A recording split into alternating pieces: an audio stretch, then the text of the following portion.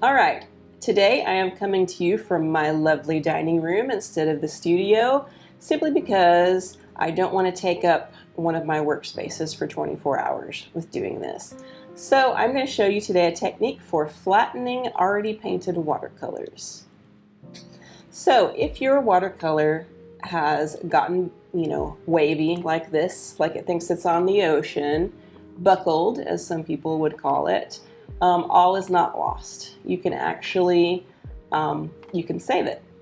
So I'm going to show you a technique for that to make it perfectly flat, because wavy is not a great look when you're talking about watercolors. They need to be able to be flat in the frame. So I have got 2 sheets of MDF. You want to use MDF and not particle board, because particle board is that stuff that has all the little pieces joined together, and it could have like the little creases or textures left in your paper. That's also not a great look.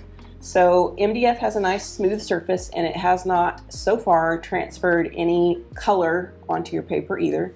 I've had issues with that with masonite board. It can, it can transfer some color onto your paper. Don't want any stained paper here. That's not a great look either. Okay, so we've got the MDF here, and then on top of that, what I like to do is put a little bit of a cushion. So I've got just some plain white, kind of stretchy sort of t-shirt material here. You could actually use just a plain white t-shirt if you want to. I use plain white because you don't want any kind of dyes to transfer onto your paper after it's wet.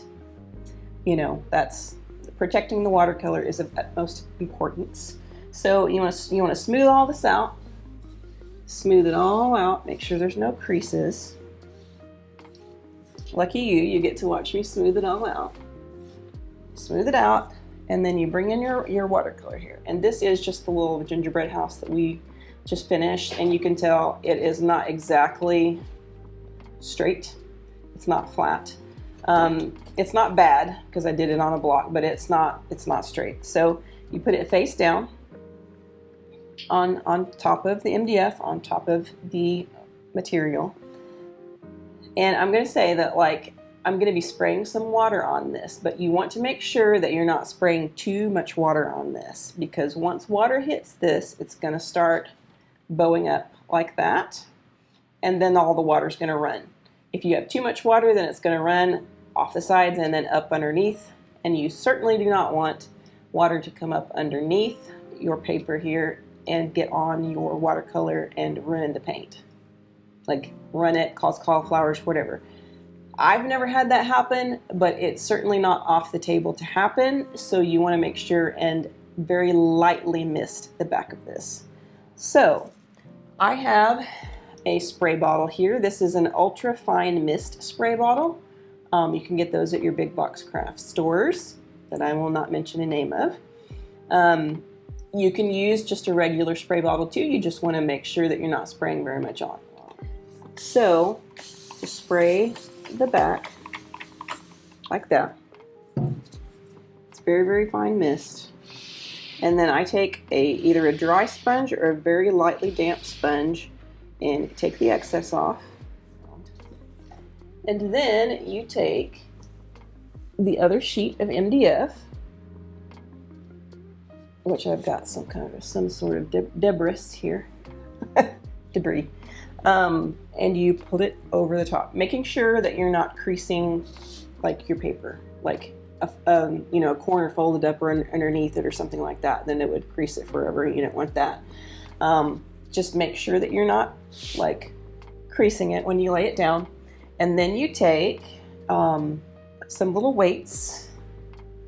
These are 5-pound dumbbells, and I've used it multiple times because the MDF has some weight in and of itself, and then you've got the 10 pounds on top, and that has worked perfectly fine. I do think it works a little bit better with more weight, because I actually used to do this, or I used to have my husband do it for me. I would have him bring in the weights, and we would do it with 35-pound weights, and there were 2 of them, so that was 70 pounds. Probably a little bit excessive. It works really well, but it's probably a little bit excessive. But in order for me to be able to do this by myself and not have to wait for him to come home, I started doing it with the 10 pounds, and that's totally fine.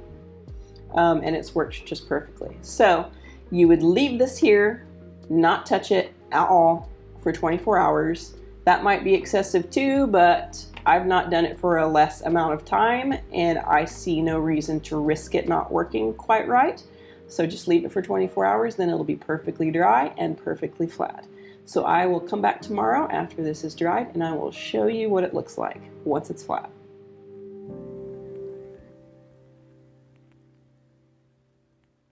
All right, so it has been 24 hours and we are back to check out the results. So you would take your weights and you place them over here,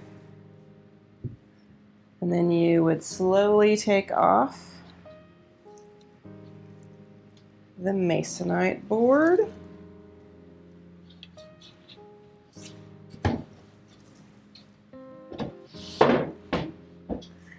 And look at that. You have a completely flat watercolor. Now if you put that into a frame, it will be just perfect. If you try to scan it, it will be just perfect. But check that out. It's only bending because I'm bending it as I hold it, but perfectly flat and lovely. So I will say that if it does not work for you the first time, you can do it again. Just make sure that it's dry, and then put a little bit more water on, and then maybe more weight if it doesn't work quite right the first time, because that has happened to me before. So do keep in mind that this is a risky practice. You could get water on the front of your painting and ruin it, so enter at your own risk.